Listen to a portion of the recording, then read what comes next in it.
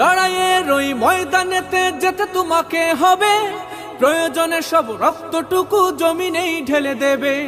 লড়াইয়ের ওই ময়দানেতে যেতে তোমাকে হবে, প্রয়োজনে সব রক্তটুকু জমিনেই ঢেলে দেবে। তবু তোমায় লড়তেই হবে, মানিবে না পরাজয়।